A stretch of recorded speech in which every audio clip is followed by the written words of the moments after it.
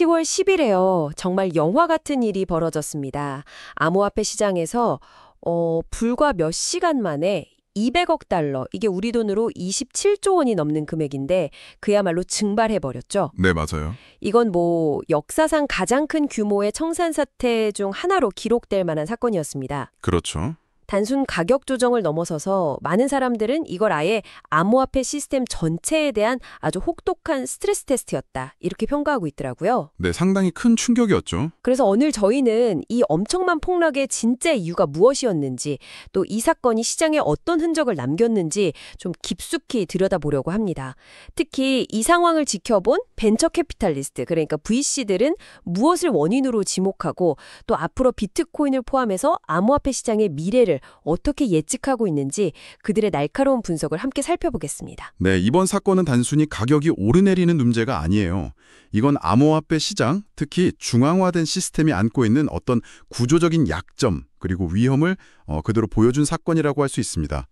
동시에 또 아이러니하게도 탈중앙화 금융, 디파이라고 하죠. 이 디파이의 강점과 가능성을 또 보여준 계기이기도 했어요. 아, 양면성이 있었군요. 네, 그래서 여러분이 직접 암호화폐에 투자하고 계시든 아니면 이 기술의 미래에 관심을 갖고 계시든 오늘 저희 이야기가 시장이 어떻게 돌아가는지 또 앞으로 어떤 변화를 주목해야 하는지 이해하시는 데 중요한 단서를 제공할 겁니다. 좋습니다.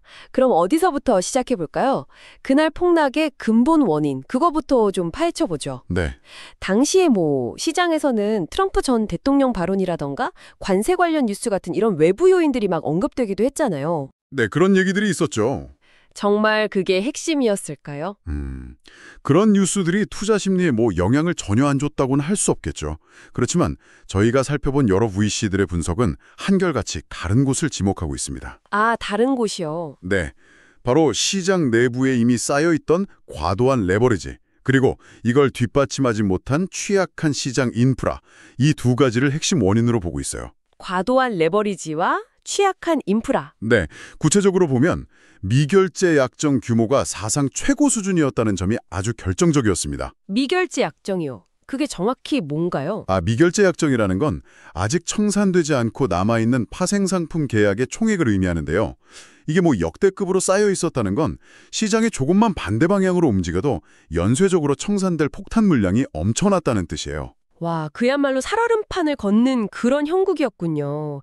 작은 충격에도 그냥 와르르 무너질 수 있는 도미노처럼 말이죠. 네, 정확한 비유입니다. 도미노 같아요. 그런데 그 도미노를 쓰러뜨린 건 결국 인프라의 문제였다, 이런 이야기인가요? 그렇죠. 가격이 하락세로 딱 돌아서니까 바이낸스 같은 대형 중앙화 거래소, 이걸 CFI라고 부르죠. 여기서 순식간에 매수 주문이 사라지고 유동성이 그냥 말라붙어 버린 거예요. 아, 사려는 사람이 없어진 거군요. 네, 팔려는 사람만 있고 사려는 사람이 없으니 가격은 더 빠르게 떨어지고, 이건 결국 설정된 가격에 도달한 레버리지 포지션들의 강제 청산을 촉발했죠. 근데 문제는 이 강제 청산 물량이 또다시 가격 하락을 부추기고 이게 더 많은 청산을 불러오는 그런 악순환이 벌어진 겁니다. 낙이었겠군요. 네, 맞습니다. 뭐랄까, 유동성 관리나 리스크 관리 시스템 같은 인프라가 시장의 규모나 복잡성을 전혀 따라가지 못했다, 이런 질책처럼 들리네요. 그렇죠. 시스템이 감당을 못한 거죠. 그렇다면 이 200억 달러라는 천문학적인 손실은 주로 누가 짊어지게 된 건가요? 그 충격은 어디로 집중됐습니까? 1차적으로는 당연히 높은 레버리지를 써서 아주 공격적인 포지션을 잡았던 트레이더들, 이분들이 가장 큰 피해를 봤습니다. 그리고 일부 암호화폐 관련 펀드들도 상당한 타격을 입었을 것으로 추정되고요. 또 하나 주목할 점은 시장의 매수 매도 호가를 계속 내면서 유동성을 공급하던 마켓메이커들 있잖아요. 네, 마켓메이커들. 이들도 큰 손실을 피하기 어려웠다는 겁니다. 왜냐하면 유동성이 갑자기 확 마르는 과정에서 이들도 위험에 그대로 노출된 거죠. 아, 마켓메이커까지. 네. 그리고 암호화폐 트레이딩이랑 마켓메이킹 전문 회사인 윈터뮤트의 조샤쿠 플레 와츠키라는 사람이 좀 더 섬뜩한 경고를 하기도 했는데요. 어떤 경고였죠? 지금 표면적으로 드러난 손실 외에도 연쇄적인 파급 효과로 인한 숨겨진 손실들이 앞으로 몇 주에 걸쳐 추가로 나타날 수 있다, 이렇게 봤습니다. 마치 지진 이후에 여진이 오는 것처럼요. 아, 이게 끝이 아닐 수도 있다는 거네요. 그런데 한편에서는요, 예전에 뭐 FTX 파산이라던가 루나 사태 때처럼 시장 전체의 신뢰를 막 뿌리치 힘들거나 시스템 붕괴로 이어질 정도의 전염성은 좀 제한적이었다, 이런 평가도 나오더군요. 이건 어떻게 봐야 할까요? 네, 그 점이 이번 사태를 과거의 그 대형 사건들하고 구분짓는 아주 중요한 포인트입니다. 로버트 벤처스의 아니루드 파이라는 사람의 분석이 좀 인상적인데요. 네. 이 사람은 이번 사태를 암호화폐라는 기술 자체의 존재 이유를 묻는 그런 위기가 아니라 특정 플레이어들의 과도한 레버리지 사용과 거래 시스템의 기술적 구도적 문제에서 비롯된 사건이라고 딱 선을 그었어요. 아, 기술적 구조적 문제다. 네. 그러니까 특정 거래소가 파산하거나 뭐 사기 문제 같은 걸로 시스템 전체의 신뢰가 무너졌던 과거 사례들하고는 다르다는 거죠. 이번에는 과도한 레버리지가 청산되는 과정에서 발생한 기술적 문제에 더 가깝다, 이런 분석입니다. 그래서 시스템 전체로 위험이 확산되는 정도는 상대적으로 덜했다는 분석이 좀 우세해요. 그렇군요. 중앙화된 시스템의 문제가 이렇게 부각되는 와중에 정말 흥미로운 건 시장의 다른 한 축인 탈중앙화 금융, 디파이 쪽에서는 정반대의 모습이 나타났다는 분석이 있더라고요. 디파이는 상대적으로 안정적이었다고요? 바로 그 점입니다. 이게 이번 사태에서 우리가 주목해야 할 또 다른 핵심이에요. 에이브나 몰포 같은 탈중앙화 대출 프로토콜, 그리고 스테이블 코인 발행 프로토콜인 에테나 같은 주요 디파이 플랫폼들은요, 이런 극심한 변동성 속에서도 별다른 문제 없이 아주 정상적으로 작동했습니다. 오, 오히려 거래량이 급증하기도 했고요. 아니 C5 거래소는 유동성이 마르면서 문제가 터졌는데 디파이는 어떻게 그럴 수가 있었던 걸까요? 근본적인 차이가 있었나요? 네, 핵심은 디파이의 본질적인 특징, 바로 투명성과 자동화된 리스크 관리에 있습니다. 투명성과 자동화된 리스크 관리. 네, 디파이에서는 모든 대출 계약 조건이나 담보 비율, 자산 현황 같은 것들이 블록체인 위에 투명하게 다 공개가 돼요. 아, 다 보이는군요. 네. 그리고 특정 지갑의 담보 가치가 대출금 대비해서 위험 수준 이하로 떨어지면 스마트 계약에 의해서 미리 정해진 규칙에 따라 누구나 그 포지션을 청산시키고 인센티브를 받을 수 있는 구조가 많거든요. 이 과정 자체가 자동화되어 있고 예측 가능하기 때문에 C-파이처럼 갑자기 유동성이 사라진다거나 뭐 숨겨진 부실이 터져나오는 식의 그런 뱅크런 비슷한 사태가 발생할 가능성이 훨씬 적었던 거죠. 그렇군요. 모든 게 투명하고 자동화되어 있으니까. 그렇죠. 그래서 메이븐 11이라는 VC의 마테이스 반 애쉬라는 사람은 이번 사태가 역설적으로 디파이의 성숙함과 견고함을 증명하는 계기가 되었다, 이렇게까지 평가했습니다. 혼란 속에서 오히려 디파이 시스템의 강점이 부각된 셈이죠. 와, 정말 위기가 오히려 기회가 된 셈이네요. 디파이 입장에서는. 자, 그럼 이번 사태를 통해 얻은 이 쓰라린 교훈들을 바탕으로 앞으로 시장은 어떤 점들을 개선해야 할까요? VC들은 어떤 해결책들을 제시하고 있습니까? 사실 VC들이 공통적으로 내놓는 가장 첫 번째, 이자 가장 명료한 해답은 아주 간단합니다. 뭔가요? 레버리지를 줄여야 한다는 것이죠. 역시 그 얘기가 나오는군요. 네. 물론 이게 뭐 말처럼 쉬운 일은 아니겠지만 과도한 레버리지가 시스템 전체를 얼마나 위험하게 만들 수 있는지 다시 한번 정말 뼈저리게 느꼈다, 이런 공감대가 형성된 것 같습니다. 네, 레버리지를 줄여야 한다. 그리고 좀 더 구체적인 기술적, 구조적 개선 방안들도 많이 제시되었는데요. 예를 들어서 특정 거래소 한 곳의 시세만 보고 청산을 결정하는 방식의 위험성이 드러났잖아요. 네, 그랬죠. 그래서 여러 거래소의 가격 정보를 종합적으로 참조하는 다중거래소 기반 오라클 시스템을 강화해야 한다, 이런 목소리가 높습니다. 오라클 시스템 강화. 네, 오라클이라는 게 외부 데이터를 블록체인으로 가져오는 아주 중요한 역할을 하는데 이 가격 정보의 정확성과 안정성이 담보되지 않으면 엉뚱한 청산이 발생할 수 있으니까요. 그렇군요. 청산 메커니즘 자체도 좀 더 정교해져야 한다는 이야기네요. 그냥 단순히 가격 얼마 밑으로 떨어지면 무조건 청산, 이런 방식 말고요. 맞습니다.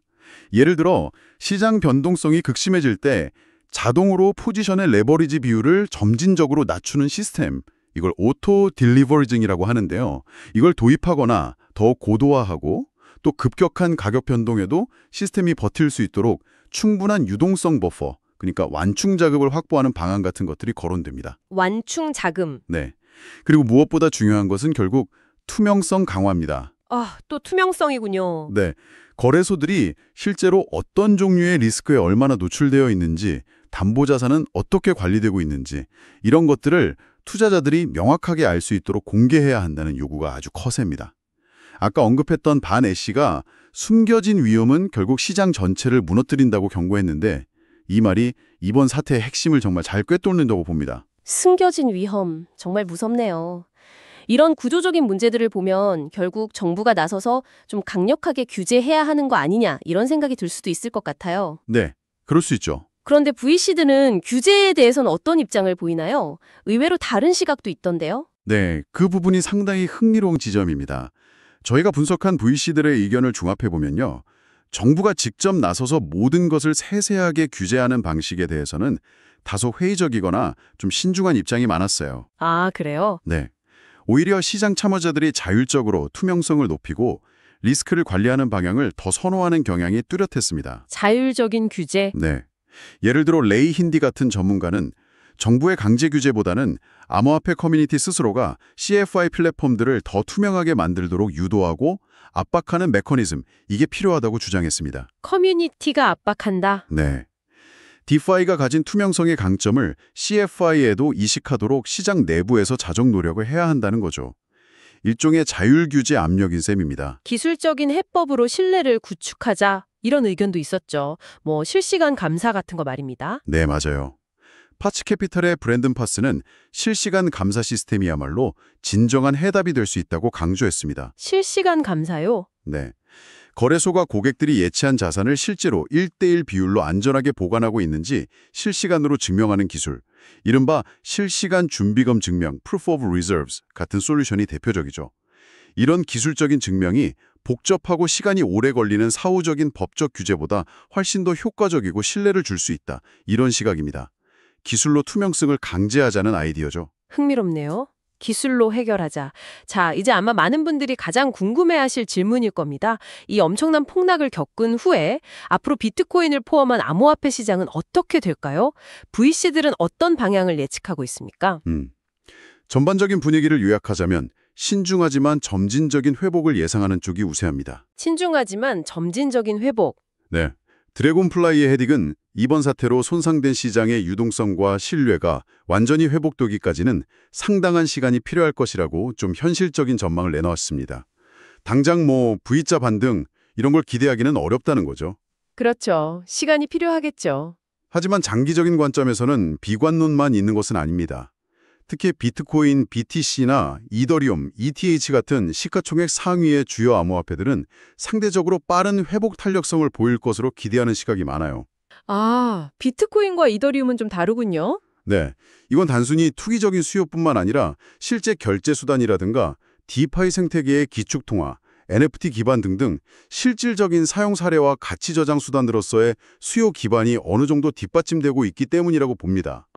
반면에 상대적으로 펀더멘탈이 약하거나 유동성이 부족한 알트코인들은 이번 충격에서 회복하는 데 더 오랜 시간이 걸릴 수 있다. 이런 전망이 나옵니다.